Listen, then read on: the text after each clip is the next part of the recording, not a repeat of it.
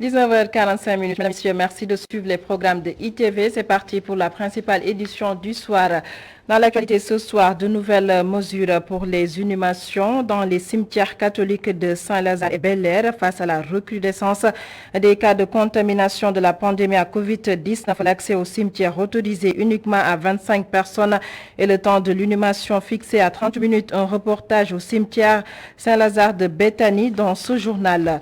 Dans ce journal également, nous allons parler du Conseil pour l'observation des règles d'éthique et de déontologie dans les médias qui a statué sur 14 affaires ce matin. Le tribunal des pairs prévoit des sanctions pour les médias épinglés, des sanctions qui peuvent aller jusqu'à une perte de 10 points dans le cadre de l'accès aux fonds d'appui et de développement de la presse. Vous entendrez dans ce journal le compte-rendu de Momodou Dian. Et puis dans ce journal, vous aurez également, et nous allons parler du potentiel du secteur minier au Sénégal avec une contribution au produit intérieur brut estimé à plus de 3%. Révélation faite lors d'un atelier de vulgarisation du bulletin des statistiques tenu ce matin. Voilà pour les titres. Le développement, c'est juste après ceci.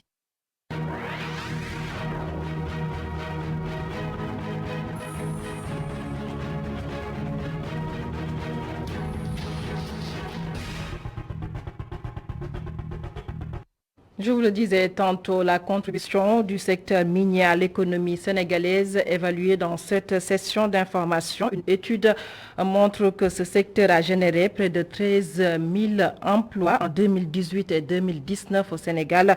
Selon toujours le document, la contribution du secteur minier au produit intérieur brut est estimée à plus de 3%. Un atelier s'est tenu ce matin. C'était en présence de Mamsey Neboubabou.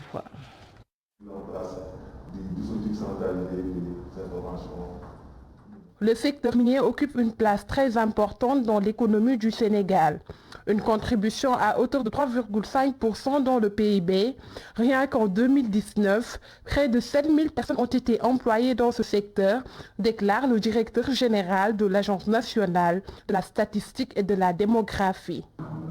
Ce secteur comprend aussi bien les industries extractives que également les cimenteries et les phosphates, où on note une production de près de 1000 milliards globalement.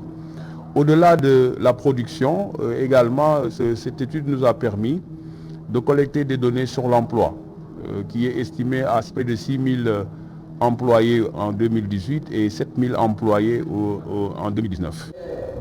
De 345.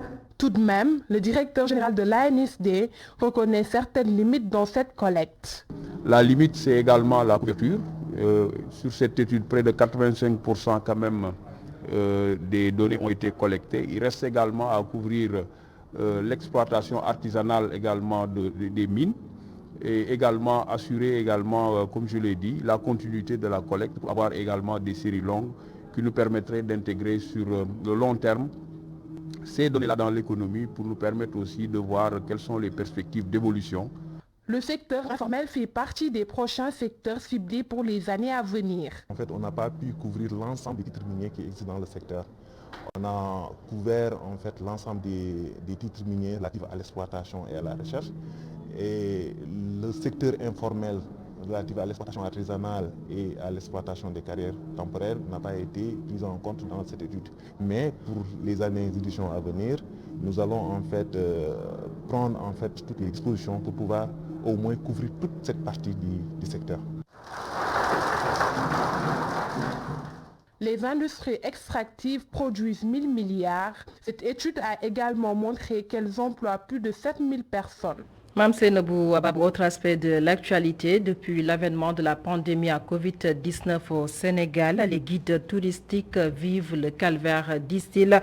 Face à la presse, ces guides touristiques considèrent qu'ils ont été exclus du crédit hôtelier et touristique. Ils demandent ainsi à l'État du Sénégal de réajuster les décisions qui ont été prises concernant surtout en ces temps de crise sanitaire. Je vous propose de suivre Modi Wele.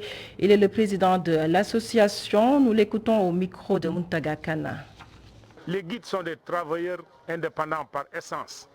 Donc eux, ils se donnent des salaires et ils ont des charges. Pourquoi les exclure de ce crédit hôtelier et touristique? Certains secteurs ici au Sénégal, le transport, l'aliment, les restaurants et tout, ont ouvert, même certains partiellement. Mais le tourisme, non. Parce que pour venir au Sénégal, il faut avoir un motif impérieux. Il y a jusqu'à présent, d'ailleurs, le motif impérieux, c'était simplement un contrat de travail. C'est récemment qu'ils y ont ajouté les gens qui disposent de maisons. Si vous ne disposez pas de maison, si vous n'êtes pas d'origine sénégalaise, vous n'êtes pas admis dans notre pays. Même si vous présentez un certificat de vaccination et un pass sanitaire. Donc, le pass sanitaire commence à exister partout. Les gens qui sont vaccinés et qui disposent d'un test négatif doivent pouvoir être admis au Sénégal. Nous espérons que d'ici là, en novembre, que les touristes qui voudront venir visiter le Sénégal pourront le faire. L'ouverture formelle des frontières et la reprise totale de l'activité touristique se fera à l'horizon 2023. Donc d'ici 2023, tout le monde subira la crise. Déjà, nous les guides, nous sommes quasiment morts. Donc si le gouvernement nous laisse, on va encore être sur le bord de la route. C'est pour ça que nous lançons un appel aux autorités pour qu'on nous écoute quand même. Maudit Welle, président de l'association des guides touristiques du Sénégal, qui s'exprimait au micro de Muntaga Kane. Puis coronavirus, toujours l'un des facteurs de propagation du virus, les déplacements, avec la courbe des cas de contamination qui ne faiblit pas de semaine après la fête de la Tabaski. On se rappelle des services du ministère de la Santé et de l'Action sociale qui avaient incité les Sénégalais à éviter les déplacements. Aujourd'hui, le ministère attire l'attention des Sénégalais sur les risques d'une augmentation des cas de contamination, surtout à l'intérieur du pays. On fait le point avec Boubacar Diarra. Marché, transport, forail, famille, presque tous les lieux étaient bondés de monde durant la fête de l'Aïd el-Kébir, des rassemblements qui ont eu un gros impact sur la situation actuelle du coronavirus. Si on regarde le nombre de cas comparé le mois de juin au mois de juillet, le nombre de cas cumulés a été multiplié pratiquement par 9. Ce n'est qu'à suivi la Tabaski, au niveau en tout cas de la courbe globale, nous avons commencé à observer une légère hausse, même si on n'a pas atteint le niveau qui était en place. Naturellement, le nombre de cas graves et de décès a explosé. Déjà qui n'est pas encore terminé, nous sommes déjà à 363 cas en moyenne, donc de cas graves comparé à la semaine dernière où nous avions noté 57 cas graves. Si nous regardons le nombre de décès, ça fait 6 semaines consécutives que nous augmentons, que nous enregistrons une augmentation successive, consécutive du nombre de cas cumulés chaque semaine. Et nous sommes passés nous avons atteint, disons, un pic de 99 décès la semaine passée. Entre les 2 dernières semaines écoulées, nous avons eu une augmentation de 68% du nombre de décès que nous avons enregistrés au niveau du pays. Des difficultés dans le nombre de lits sont notées dans certains centres de traitement des épidémies. Dr Alioune Badrali déclare que 90 à 100 nouveaux lits sont installés par semaine pour faire face à cette situation. Boubacar Dia, le nombre de décès enregistrés dans les centres d'état civil a quadruplé. Au centre d'état civil principal de Dakar, par exemple, 43 décès enregistrés en un seul week-end, alors qu'on dénombrait d'habitude 8 voire 10 décès au maximum. Et qu'est-ce qui est à l'origine de cette hausse? Élément de réponse dans ce reportage signé Mamsey Noboubaboua.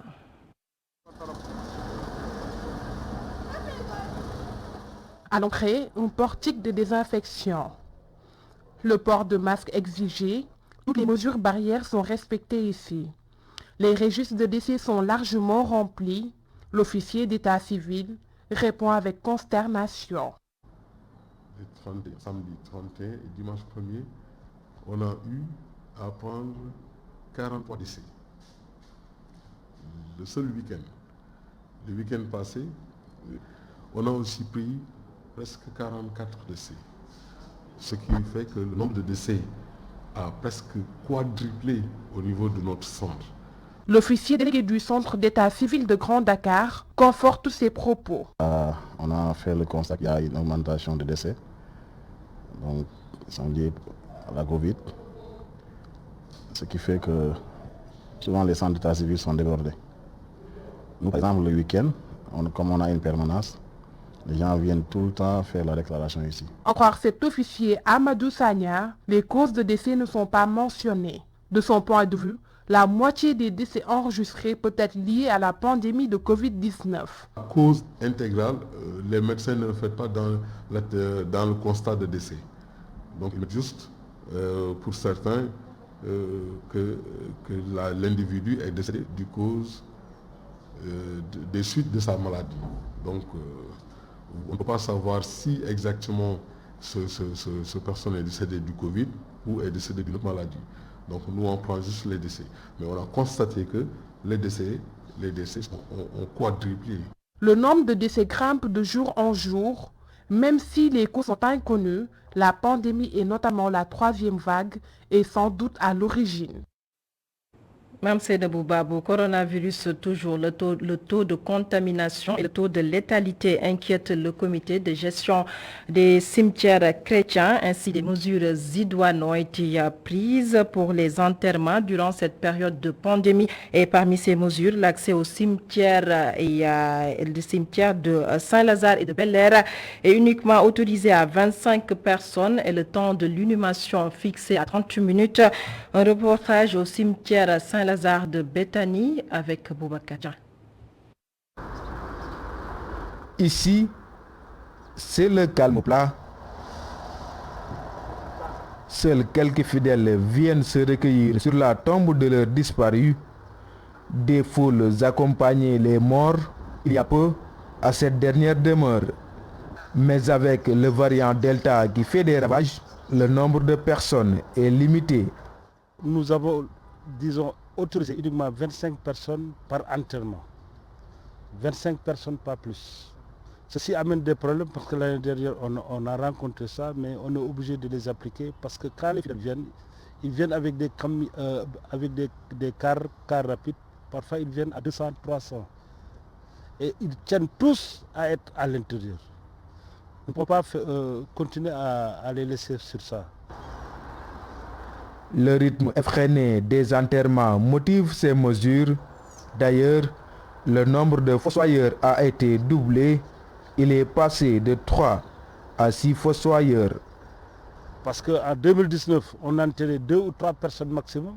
Et parfois même, il y a des jours qu'on n'enterrait pas. Et si vous regardez maintenant, depuis presque une semaine, on est à 7, 8, voire même 12. Désormais, les foules n'auront que 30 minutes pour les inhumations. Les condoléances sont reçues à domicile ou par téléphone. Pendant que certains finissent leur enterrement, d'autres creusent de nouvelles tombes. Boubacar Dian, l'actualité, c'est aussi le Conseil pour l'observation des règles d'éthique et de déontologie dans les médias, qui a statué ou bien qui a rendu public ce matin le travail effectué depuis le début de l'année. Le tribunal des pairs a statué sur 14 affaires qui concernent les médias. Des sanctions ont été évoquées et selon le CORED, les médias épinglés peuvent perdre 10 points dans le cadre du fonds d'appui à la presse. Le compte-rendu est signé Momodou Dia.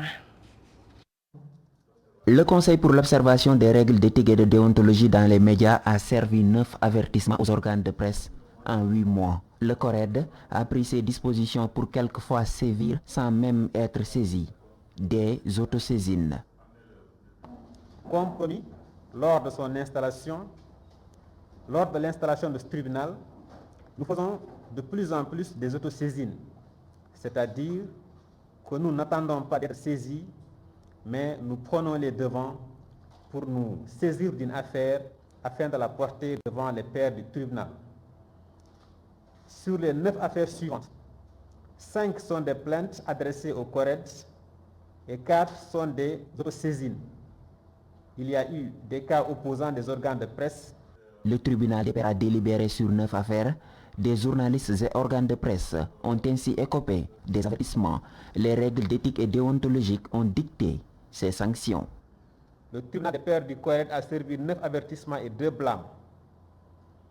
Tous ces avis du tribunal des pairs ont comme fondement le code de la presse et la charte des journalistes du Sénégal que nous invitons les consoeurs et confrères à lire pour s'en imprégner et éviter certains manquements à l'avenir. Il faut souligner que quand le tribunal sanctionne positivement ou négativement, il met en avant la pédagogie. Les médias sont sommés à redorer leur blason car les avertissements du CORED ont dorénavant une nouvelle signification. Autre nouveauté, chaque sanction, avertissement prise par le CORED fait perdre 10 points aux médias épinglés dans le cadre de l'accès aux fonds d'appui et de développement de la presse. En cas de blâme, c'est-à-dire 2 avertissements, ce sera 20. 3 affaires sont en instruction en ce moment au CORED, dont une plainte et 2 saisines. Les avis du tribunal des pairs sont désormais pris en compte dans la délivrance du quitus pour obtenir la carte nationale de presse. Mamadou Dia, sport, présidence de la Fédération sénégalaise de football avec Madi Touré qui s'engage dans la bataille. Le président fondateur de Génération Foot pourrait incarner l'alternance s'il gagne devant maître Augustin Senghor. C'est l'avis du journaliste Salif Diallo qui n'a pas manqué de souligner les réalisations du président sortant de la Fédération sénégalaise de football, maître Augustin Senghor. Salif Diallo était ce matin l'invité de Alassane Samba Diop. Nous l'écoutons. Augustin, c'est pour un 4e mandat. Et Madi, c'est pour la première fois qu'il, s'il est élu, ce sera la première fois dans l'histoire du football sénégalais qu'il sera président. Et ensuite, il va apporter ce qu'on appelle l'alternance à la tête de la Fédération sénégalaise de football. Bon, aujourd'hui, quoi qu'on dise, l'équipe d'Augustin Senghor, le bilan peut être très acceptable. Il est vrai qu'il reste beaucoup de choses à faire. Par exemple, une victoire en Coupe d'Afrique. Mais oui, le bilan est très acceptable. Vous savez, on va en élection, on ne peut pas dire primo de façon péremptoire que telle personne ne va pas gagner, mais Augustin est le grandissime favori de cette élection à la présidence de la Fédération sénégalaise de football. Toujours dans ce journal, une élection du président de la Fédération sénégalaise de football qui risque de connaître des perturbations avec cet appel à un rassemblement lors de l'Assemblée générale élective lancée par le collectif Art Sunu Football, et cela fait suite au décès de Samba Sarr, l'ex-président du district de football de Pikine, décédé d'un malaise. Le collectif réclame toujours justice. Nous écoutons Ba Diakhaté au micro de Mamadou Lamine Fatija. Dire tout simplement que le 31 juillet 2021, devant la porte du complexe Léopold Sédar Senghor, notre héros portait son dernier combat. Et il le portait au nom de Pikine et au nom de l'ASC qu'il représentait, le Kessane Football Club. Devant l'interdiction d'accès, il a refusé, comme il l'a toujours fait d'ailleurs. Il a mené son dernier combat et de là, il est parti à Dominique où il a rendu l'âme. Énormément de procédures ont été faites. D'abord, commençant par l'autopsie. On a demandé de concert avec sa famille à ce que l'autopsie soit faite. L'ensemble de la documentation a été remise aux autorités judiciaires de ce pays et aux autorités administratives de ce pays. Depuis lors, nous attendons. Aucune réaction n'a été faite. Nous, en tant que Tchossan, nous, en tant que jeunes du département de Pikine, nous avons voulu suivre la voie diplomatique. Mais devant le refus de coopérer, le département de Pikine, le Tchossan Football Club, la famille de Samba Amadou Sarr, qui est là derrière moi, demande à ce que justice soit faite. Hier, ils ont procédé à l'élection du président de la fédération, de la Ligue de football professionnel. Ils ont piétiné sur la tombe de Samba Amadou. Ils en ont fait sa mort. Ils en ont fait le cadet de leurs soucis. Que Samba soit vivant, que Samba soit mort, ils s'en foutent également, eux. Mais nous, ça nous intéresse. Et au premier chef. Et nous disons, à l'endroit de l'État du Sénégal, du ministre des Sports, de la Fédération de football, du football, du monde sportif, que les élections de demain ne se tiendront pas tant que nous serons vivants. Abdoulaye Iliman repose à côté de son père à Worefondé. Kaladjo a été inhumé ce matin en présence d'un parterre de personnalités politiques, religieuses, amis et proches. Nos envoyés spéciaux Amogor Robert Nian et Seleman Diallo. Parents, amis, collaborateurs, ils étaient nombreux et inconsolables.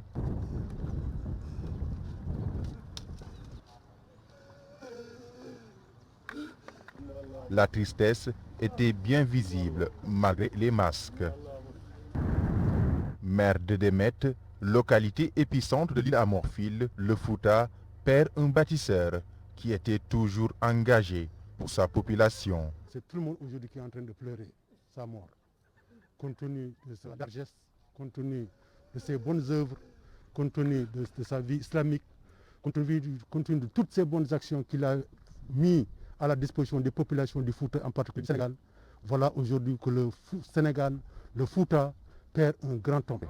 am kenn ku nekk mbokkam la te jàppale ko am na financement yoo xam ne yi nekk lu yàggul sax indi na ko fii ci war a foon indi na ko Demet fu mu dëkk lu muy jàppale mbokkam yi jàppale miskin yi jàppale waa Fouta. Abdoulaye Elimane Dia s'est illustré dans différents secteurs pourvoyeur d'emploi. Kaladio, un capitaine d'industrie et philanthrope notoire de tout le pays. Sénégal yëpp moo ñàkk daanaka Sénégal yëpp moo ñàkk du Fouta rek parce que itam mooy fii léegi jógee Touba du Fouta te am na xalifa général Murit yónni na fi ndaw bi tem na ci armeel yi kon donc du Fouta rek ñàkk Sénégal yëpp a ñàkk. benn kër desul fii ci religion benn xeet desu fi ñun nag ñoo ngi sant yàlla xam nañ lépp nañ waaye yàlla ko yàlla yërëm yàlla moom lépp lu ko sañ mu def ko waaye vraiment tey jii xam nga ne lii kenn desul yàlla na ko yàlla yërëm nag. Kaladio, le bâtisseur, s'en va à l'aube de ses 50 ans. Un vide immense pour le Sénégal et pour l'Afrique.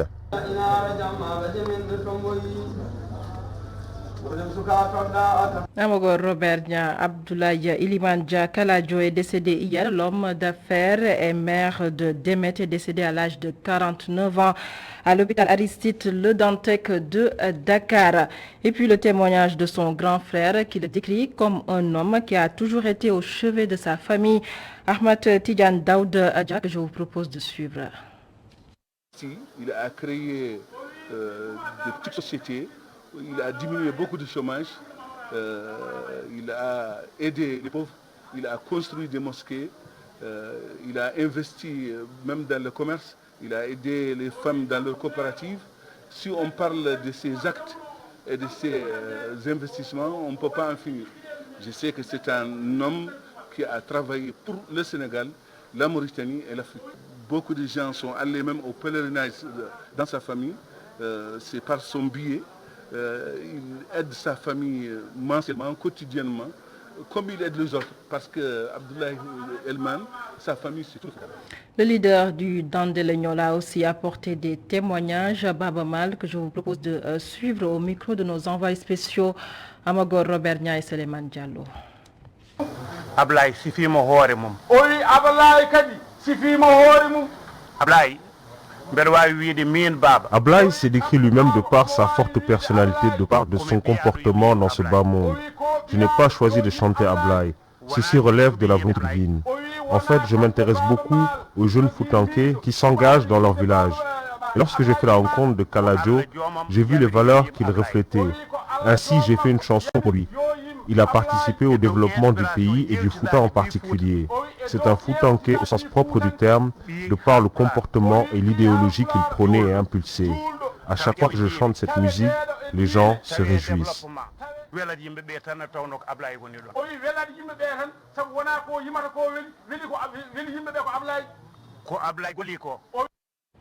Par ma voix, le groupe Emedia Invest renouvelle ses condoléances à la famille de Abdoulaye Elimane Dia Dia Kaladio. Et c'est la fin de cette session d'information. Merci de nous avoir suivis. Passez d'excellents moments en compagnie de nos programmes sur ITV.